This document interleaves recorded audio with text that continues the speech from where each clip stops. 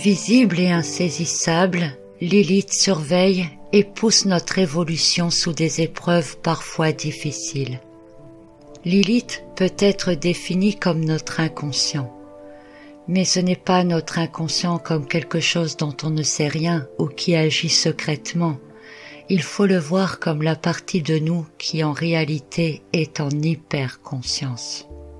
Lilith, au travers d'épreuves à transcender, ouvre notre conscience mentale à certaines parties de notre hyperconscience, les zones les plus sombres en général. Selon les signes astrologiques qu'elle transite, elle met l'accent sur différents domaines. C'est dans les épreuves de Lilith que l'on peut se transformer, évoluer et grandir. Lilith n'a pas d'existence physique. Elle est un point géométrique défini mathématiquement, c'est ce qui la rend insaisissable. Elle parcourt l'ensemble des signes du zodiaque en 9 années et passe environ 9 mois dans chacun des signes astrologiques. Lilith est donc une entité immatérielle, un vide en quelque sorte, un vide dont notre but est de prendre conscience. La prise de conscience de ce manque étant alors censée interrompre la répétition des schémas de comportement mortifères. Avec Lilith, rien n'est acquis, et même dans ce que l'on croit acquis, il y a des failles ou du laxisme. C'est ce que Lilith tente de nous faire prendre conscience pour notre bien au travers d'épreuves souvent difficiles. Et si ces épreuves sont difficiles, c'est parce qu'elles touchent notre ego et nos émotions. Ces 9 mois passés dans chacun des signes sont un temps de gestation pour travailler chacun des domaines que Lilith met en avant. Elle nous oblige à passer des étapes, de la prise de conscience à la sortie de chaque tunnel. Dans chacun des passages de ces signes astrologiques, Lilith nous montre ce qui nous perdra si nous l'alimentons. Elle peut aussi nous mettre face à ce qui nous fait le plus peur ou encore nous donner tout ce que l'on désire. C'est surtout pour que l'on ait la possibilité de comprendre les erreurs que nous commettons. Lilith agit principalement en stimulant notre instinct, en déroutant ou en gonflant l'ego, cela de manière inévitable. Seule notre manière de réagir est de notre décision et responsabilité, car sur le libre arbitre, Lilith n'a pas d'emprise. Gardez en mémoire que Lilith propose, et vous disposez. Il s'agit d'être ou conscient ou confronté aux conséquences. Lorsque nous avons débuté le nouveau grand cycle de Lilith en janvier 2020, j'en avais déduit par les positions astrologiques de cette période que ce grand cycle de 9 années allait concerner nos droits et libertés. 1 an et demi plus tard, je me rends compte qu'il s'agit bien là du sujet principal. Dans le signe du Bélier, les actions de Lilith ont débuté par les privations de liberté, les nouvelles réglementations, en gros, tout ce qui bride le Bélier et donc tout ce qu'il n'aime pas. Puis Lilith a transité le signe du Taureau, d'octobre 2020 à juillet 2021. Dans ce signe très terre-à-terre, Lilith a joué toutes les cartes qui font le plus peur au Taureau. La santé, les bases, les racines, la sécurité, la capacité à agir, à concrétiser, nous déstabilisant à chaque tournant, un peu comme si elle nous coupait chaque fois l'herbe sous le pied. Maintenant, Lilith est dans le signe des Gémeaux. C'est la 3e phase de ce grand cycle de 9 ans. Signe de dualité, de liberté, de curiosité, d'expression, de légèreté, nous pouvons donc imaginer qu'elle poursuit son dessein au travers de ces domaines durant les 9 prochains mois. En nous faisant perdre beaucoup ou en nous faisant gagner tout ce que l'on souhaite, Lilith doit nous conduire à nous questionner avant tout. Il est de notre devoir de prendre conscience, de réfléchir, d'analyser et comprendre ce qui se joue. Comme nous l'avons vu, Lilith joue sur l'ego et les émotions. Bien qu'elle ait une action collective, c'est sur le plan individuel qu'elle porte ses actions, là où chacun est en mesure d'apporter son propre discernement ou de faire ses propres choix. Le signe des Gémeaux est un signe astrologique de légèreté, de plaisir immédiat, d'alternative, de curiosité, d'ouverture d'esprit, de sociabilisation, de communication et d'expression. Mais c'est aussi un signe de dualité, union ou division, de dispersion, de besoin à combler, de faux semblants, de double jeu. Dans une autre mesure, le signe des Gémeaux est ouvert aux autres, au social, car c'est auprès des autres qu'il offre un épanouissement le plus important. C'est le partage des idées et des connaissances. C'est un signe de l'élément air, relié à l'intelligence et au mental, mais aussi à cet élément primordial dont nous avons besoin pour respirer et fonctionner. Relié au chakra de la gorge et aux organes des poumons et du larynx, les Gémeaux ont un don naturel pour la communication. Lilith va donc majoritairement agir sur toutes les grandes notions que comporte le signe des Gémeaux, mais en restant dans l'optique globale de son cycle de 9 années. Si je ne me suis pas trompée, et comme rappelé précédemment, j'avais conclu que ce grand cycle était en relation avec les libertés et les droits, notamment les droits constitutionnels, mais aussi les droits divins de l'homme. Si la première phase a été de priver le bélier de sa liberté, la deuxième d'imposer de nouvelles règles et de déstabiliser le taureau, la troisième devrait nous priver de manière plus massive de communication et de réflexion. Je rappelle que le but étant de prendre conscience de ce que nous perdons et en même temps de comprendre vers quoi nous allons. C'est alors en pleine conscience que l'on donne son consentement ou non à telle ou telle chose. Avec Lilith en Gémeaux, on peut se perdre dans les pensées, avoir des difficultés à réfléchir ou à communiquer avec les autres. On peut également mettre la raison et l'intellect de côté pour se réaxer sur les émotions. En ce sens, Lilith en Gémeaux nous conduit à ressentir les choses au fond de nous-mêmes. On se retrouve alors avec, d'un côté, le mental qui nous dit quelque chose et le cœur ou l'instinct qui nous dit autre chose. Quelque part, en brimant les communications et en réveillant l'instinct du cœur et de l'âme, Lilith propose à chacun d'entre nous de se recentrer sur soi en son âme et conscience. Mais on peut se sentir seul, désorienté, déboussolé, incompris. Les émotions peuvent alors être chamboulées, les relations peuvent changer. La curiosité du signe des Gémeaux et son côté social peut nous pousser à nous tourner vers de nouvelles rencontres, trouver de nouvelles connaissances, éloigner les croyances actuelles pour se tourner vers d'autres croyances. Mais ce ne sera pas sans laisser derrière soi le savoir obsolète.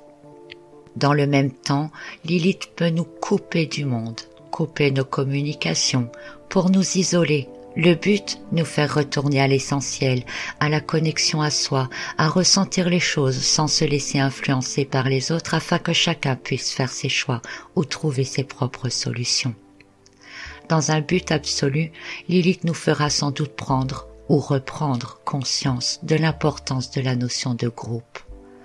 À travers l'individualité et la vie du chacun pour soi qui a beaucoup été mis en avant ces dernières années, le fait de se retrouver isolé et démuni, de comprendre chacun nos faiblesses, alors nous comprendrons que nous ne pouvons pas rester dans le chacun pour soi et que chacun de nous est une pierre d'un édifice bien plus grand, que chacun a quelque chose à apporter aux autres.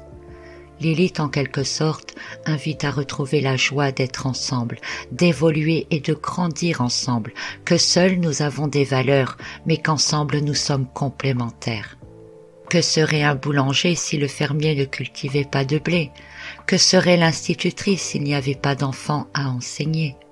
Les actions de Lilith sont souvent axées sur la diminution de tout ce que le signe qu'elle traverse aime ou utilise et accentue globalement tout ce qu'il n'aime pas pour que nous puissions y faire face. Ainsi, on pourrait à première vue penser que le transit de Lilith dans le signe des Gémeaux pourrait conduire à divers effets comme la diminution des réflexions, la difficulté à trouver des informations ou des réponses, des dissimulations d'informations ou transformations de vérité, l'augmentation des contradictions conduisant à une désorientation importante, mensonges et volte-face s'enchaînent, la difficulté à communiquer, exprimer ses idées, perdre ses repères, une augmentation de l'influence médiatique, des pensées contrôlées ou dirigées dans une voie précise, ce qui empêche le Gémeaux de s'ouvrir évidemment à d'autres possibilités, à d'autres visions, à d'autres connaissances. L'accès au plaisir et au loisir diminué ou sous condition, ou alors faire perdre l'envie de s'amuser, d'être ensemble, de profiter. La légèreté du Gémeaux peut être contrainte par des obligations, des règles strictes. L'expression peut être réprimandée, contrôlée, voire censurée. La division sociale va de pair avec tout ce qui est énuméré ci-dessus, en y ajoutant une forme de lourdeur, d'incompréhension, de manque de dialogue, la privation de pouvoir faire des choix. C'est le piège de l'ego, de la pensée unique et du chacun pour soi qui peut se refermer sur nous. Chacun prendra conscience de l'importance de pouvoir faire des choix, de l'importance d'avoir ses opinions, de pouvoir les partager et de pouvoir les faire évoluer plutôt que de rester bloqué sur des connaissances. Chacun doit prendre conscience de la valeur de l'autre, de l'importance de chacun et de la notion de groupe ou simplement de société. Ce sont à la fois les notions de liberté individuelle et collective qui sont mises en avant. Mais au-delà de cela, je dirais également que le temps n'est pas à choisir un camp. C'est ce que nous pousse également Lilith à faire, mais plutôt à trouver une alternative dans laquelle les deux camps pourraient retrouver une unicité. Rappelez-vous, il y a toujours une troisième voie possible. À tout cela, nous pourrions également rajouter une pollution importante de l'air, qu'elle soit naturelle ou artificielle, qui pourrait engendrer des inflammations laryngées ou des problèmes pulmonaires. Au niveau de la santé, de manière générale d'ailleurs, les troubles associés à l'intellect peuvent être mis en avant. On pourrait alors observer une recrudescence ou une augmentation des cas d'Alzheimer, des maux de tête, des douleurs névralgiques, des problèmes de coordination motrice, de la bipolarité, de la schizophrénie, une recrudescence des allergies, évidemment les problèmes respiratoires, la sensibilité des cordes vocales ou encore des difficultés d'expression, comme la faculté de pouvoir trouver les mots justes. On pourrait noter également une augmentation des acouphènes, des difficultés d'apprentissage ou de compréhension.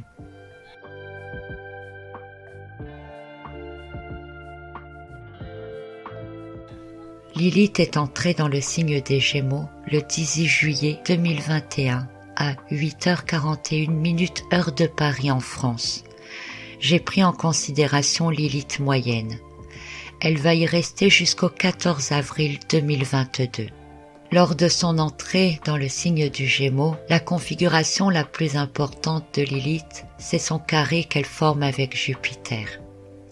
Un carré qui joue sur les cordes sensibles, qui sait titiller là où ça fait mal, qui agite les émotions. Une Lilith capable d'apporter à Jupiter tous les désirs qu'il souhaite, comme on céderait à un enfant trop gâté pour avoir la paix. Tu veux une vie meilleure? Ok. Tu veux pouvoir t'amuser? Ok. Tu veux pouvoir envisager l'avenir? Ok. Mais en arrière-plan, des conditions sont posées. D'autres choses sont déjà envisagées. C'est un carré qui joue avec les nerfs, les croyances et permet toutes les fourberies. On peut céder face aux tentations, comme on peut résister. C'est la conscience du choix que l'on fait qui est important, car c'est là notre libre arbitre. Chacun devrait trouver une justification intérieure au choix qu'il entreprend. Et peu importe ce choix, tous les choix sont valables. C'est juste que cette justification doit être indépendante des désirs et des contraintes. Elle doit donc être libre.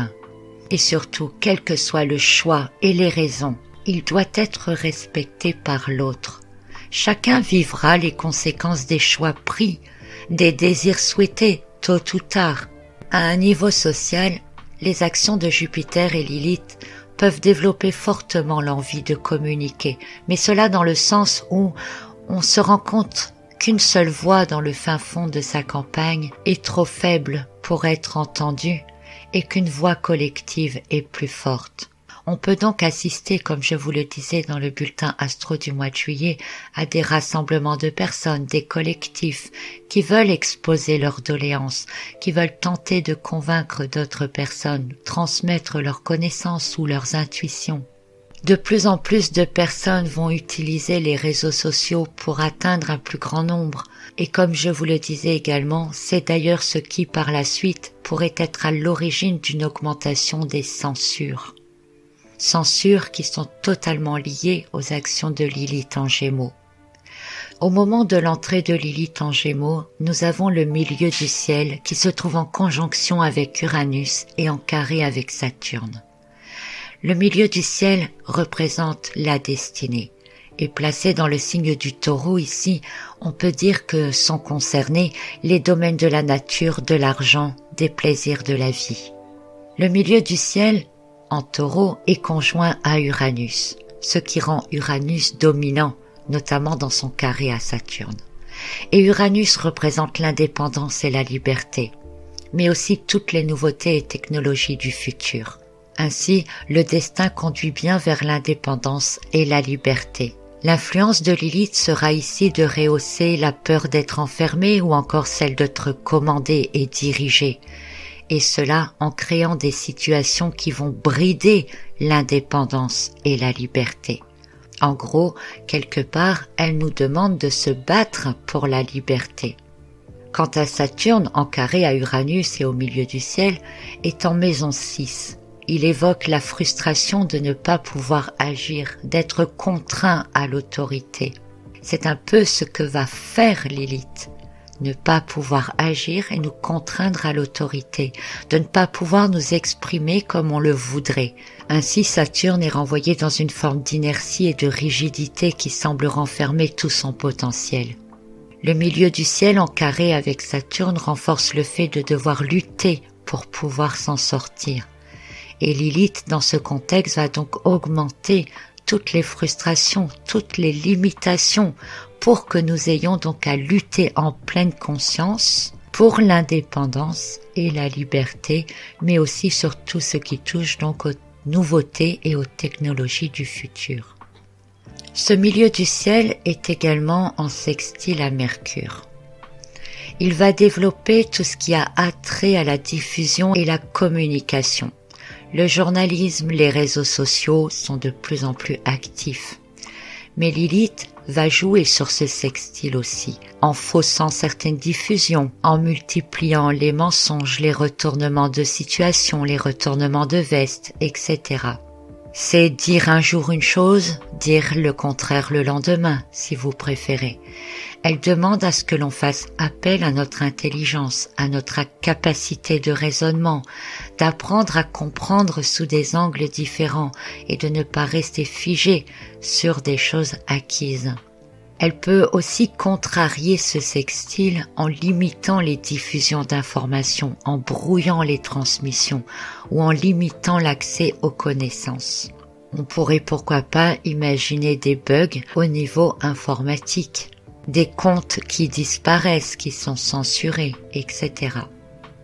Toujours au moment de l'entrée de Lilith en Gémeaux, le milieu du ciel est également en opposition à la Lune. Une lune qui se trouve en maison 3, activant fortement les émotions et augmentant le besoin d'échanger avec les autres. Parfois, cela peut être excessif et correspondre davantage à un brassage d'air qu'à de véritables échanges. Elle peut augmenter la nervosité et l'agitation, mais aussi créer des changements ou des surprises. Cette opposition peut influencer le plan familial et jouer sur l'équilibre professionnel en l'influençant ou en le contrariant. L'humeur, la difficulté à communiquer correctement, l'émotivité, la sensibilité sont d'autant plus actifs qu'ils peuvent avoir des répercussions dans ces domaines. Des changements de situation professionnelle ne sont pas à exclure et auront des retours sur le plan familial. Mais revenons-en à Lilith. Lors de son entrée dans le signe des Gémeaux, elle est en maison 10. La maison du milieu du ciel, cette maison qui concerne l'aspect professionnel et de manière plus large la place que l'on occupe dans la société. La maison 10 en Gémeaux peut indiquer un besoin ou un devoir de se renouveler au niveau professionnel.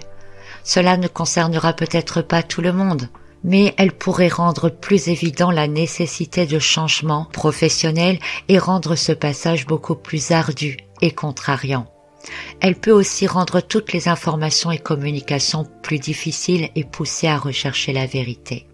Lilith en maison 10 peut également faire naître la soif de pouvoir et le besoin de contrôle.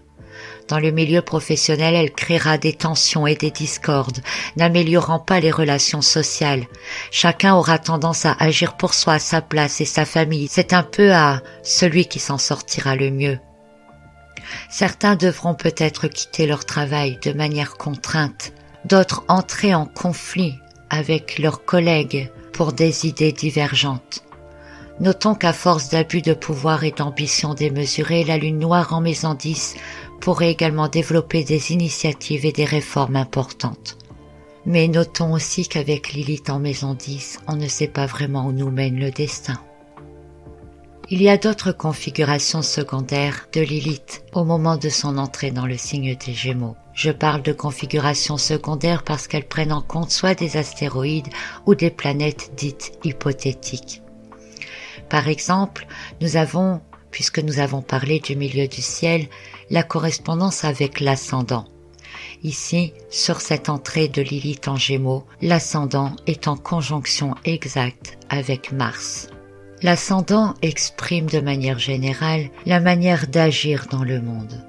Ici, l'ascendant est en Lion, il annonce une forte puissance, la notion de leadership, il engendre le respect ou l'obéissance des autres. Cet ascendant possède beaucoup de détermination, d'ambition, de générosité, de vitalité. Il développe le courage, la loyauté, la confiance, le charisme, mais aussi la vanité, l'autoritarisme, l'entêtement, l'intolérance, l'égocentrisme, la violence et la colère dans ses aspects les plus sombres. Et notez que tout cela correspond beaucoup aux caractéristiques de la planète Mars. Mars qui est en conjonction exacte avec cet ascendant et qui va donc décupler toutes les caractéristiques de l'ascendant. Les bonnes et les moins bonnes. On pourrait donc dire que beaucoup d'actions directes, démesurées, parfois impitoyables peuvent avoir lieu, mais d'un autre côté, l'entraide et le courage sont aussi décuplés. Quant à Mercure, en plus de son sextile au milieu du ciel, sera en conjonction avec Hadès. Hadès est une planète hypothétique, c'est-à-dire que son existence n'est pas prouvée. Mais après tout, on prend bien en compte Lilith qui est une entité immatérielle, donc pourquoi pas.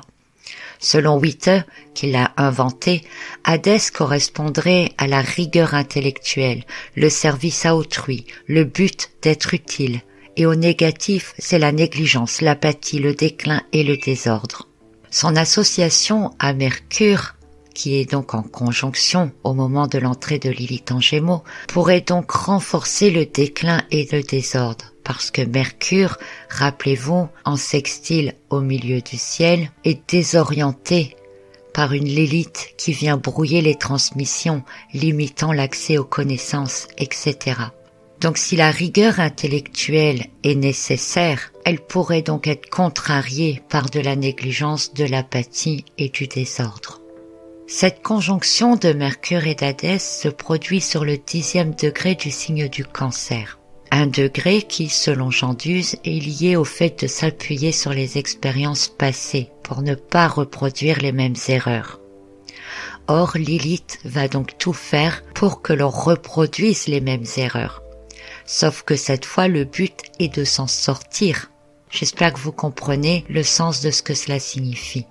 Notez également, et ça c'est un peu entre parenthèses, que ce 10e degré du signe du Cancer parle de dangers liés à l'eau et à la mer, enfin tout ce qui est liquide. Bref, au-delà de ces significations, nous pourrions en déduire des flots émotionnels plus forts que la raison. Notre couple Mars-Ascendant, qui sont en conjonction et dont je vous ai parlé juste avant, seront également en quinconce à Neptune. Le quinconce représente une tension mentale. C'est un quinconce qui précède la future opposition de Mars avec Neptune.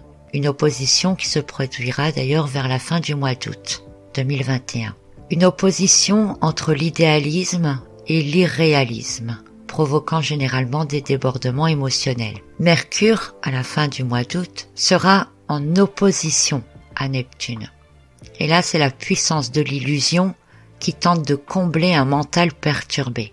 Notez qu'à cette fin du mois de août 2021, on peut nous inventer 1000 ruses, 1000 preuves, 1000 raisons pour promettre un monde meilleur. Mais il ne faut jamais perdre de vue que ce n'est qu'une illusion. Ce quinconce, pour en revenir à lui, au moment de l'entrée de Lilith en Gémeaux, est une approche de ce qui sera en fait vers la fin août. Il provoque le désordre mental, la confusion, l'insatisfaction, l'ébullition interne, raison et sagesse ou folie et irresponsabilité. Il est possible qu'à cette période des tensions montent et que de fausses promesses soient apportées pour calmer le jeu. En réalité, il ne s'agit pas de fausses promesses, mais plutôt de stratégie. Enfin, cela reste mon avis et mon interprétation personnelle.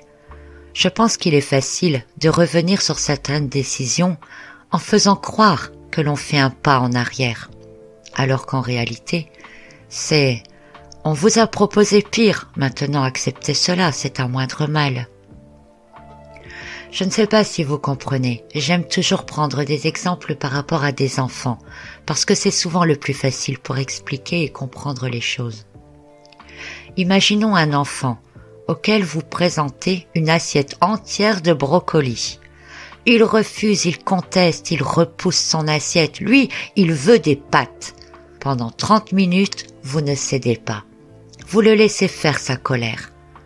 Puis au bout de 30 minutes, vous lui dites « Ok, tu peux avoir des pâtes, mais à condition que tu manges au moins 2 brocolis. » L'enfant est ravi, il est d'accord et en plus il a l'impression d'avoir remporté une victoire. Or en réalité, c'est vous qui avez décidé si oui ou non il aurait des pâtes. Et votre objectif de lui faire avaler des brocolis est quand même atteint. Alors bien sûr, vous ferez ce que vous voudrez de cet exemple et le comprendrez comme il vous plaira. Mais remarquez que nous avons ici la colère de l'enfant et son sentiment de puissance représenté par la conjonction Mars ascendant en Lion. Et l'illusion et l'inversion de la sensation de victoire de l'enfant, représentée par le quinconce Mars-Neptune. Et quand nous en serons à fin août, quand Mars sera en opposition à Neptune, alors c'est peut-être l'enfant qui se rendra compte qu'il s'est fait plus ou moins avoir, qu'il a quand même mangé des brocolis, alors qu'en fait, il n'en voulait pas. Notons également la présence de Vénus qui, en ce 18 juillet, toujours au moment de l'entrée de Lilith en Gémeaux, est toujours en conjonction avec Mars. Elle agrémente le tout d'émotions fortes, spontanées, réactionnelles. Une Vénus en Lion qui veut avant tout sa liberté et profiter de la vie, et que nous sommes dans un contexte estival, un contexte dans lequel normalement on relâche la pression, surtout au niveau du mental, pour se concentrer sur les loisirs, la famille, la détente. Ce sont donc autant de domaines qui se trouvent totalement bousculés. Voilà donc pour les énergies globales de Lilith en Gémeaux et de ce qu'elle va certainement nous faire vivre ou ressentir, en tout cas dans les prochains mois. Il y a encore probablement beaucoup de choses à dire, mais je pense que nous avons déjà pas mal d'éléments ici qui confortent d'ailleurs l'idée que le grand cycle de 9 années entamé en 2020 concerne bien les libertés physiques et mentales et par la suite émotionnelles et spirituelles. De plus, les événements que nous vivons actuellement semblent aller dans ce sens. Ce que j'aimerais retenir particulièrement par rapport à la situation actuelle est que la présence de Lilith en Gémeaux a tendance à diviser. Cependant, nous avons vu que l'important n'est pas le choix que vous faites. C'est la conscience de ce choix que vous en avez qui est important. Ce choix que chacun fait avec ses propres raisons doit être respecté par chacun. Il n'est pas temps, comme je le disais, de choisir un camp, mais de réunifier ce qui peut l'être autrement. Nous pousser à réitérer les erreurs du passé pour que nous ayons l'occasion ensemble de faire des choix différents, d'obtenir un résultat différent. En brimant les capacités les plus belles du Gémeaux, tout ce qui est communication, ouverture d'esprit, curiosité, etc., et en nous exposant à tout ce que le Gémeaux considère comme difficulté, la lassitude, l'éparpillement, la division, le contrôle, Lilith nous propose de nous dépasser, de transcender, d'y trouver des compromis, d'apprendre à réfléchir autrement, à trouver d'autres solutions, à voir et comprendre au-delà des apparences et du mental, à changer nos croyances et finalement à faire évoluer nos connaissances et notre conscience. À la fin de la transition de Lilith en Gémeaux, l'homme doit avoir modifié sa capacité de réflexion. Il devra penser à la fois à lui et à tous, comprendre que chacun a sa place et sa valeur, quels que soient ses choix. Il devra avoir lâché d'anciennes croyances pour s'ouvrir à de nouvelles et comprendre l'importance du réfléchir avant de parler, du pouvoir des mots et des pensées. Lilith invite également à se détacher de l'individualité pour retrouver la collectivité, c'est-à-dire intégrer l'individualité dans la collectivité, quels que soient les choix qui ont été faits. Mais pour cela, elle va nous pousser dans nos retranchements extrêmes de l'individualité. N'oublions jamais que Lilith entrave, mais elle donne aussi beaucoup de choses. Il n'en tient qu'à nous de décider de ce que nous en faisons. Et quel que soit ce qui est proposé, nous devons en faire quelque chose, car avec Lilith, pas de retour en arrière. Seule l'évolution est possible. Un dernier conseil personnel que je vous donne, c'est que les Gémeaux sont fortement liés au langage. J'ai déjà fait beaucoup de vidéos sur le langage. Et ils sont liés au consentement. Rappelez-vous l'histoire du jeu et de la balance. Votre consentement dans la polarité ne peut que vous faire monter sur l'un ou l'autre plateau de la balance. Et quel que soit le consentement que vous accordez, le choix que vous faites, la décision que vous prenez, vous actionnez la balance et vous l'alimentez en énergie. Personnellement, je pense que Lilith veut nous faire prendre conscience de la possibilité de sortir du jeu. Autrement dit, nous confronter à des erreurs passées, simplement pour que nous fassions d'autres choix, pour que nous ayons d'autres réactions, pour que nous puissions maintenant aller beaucoup plus loin.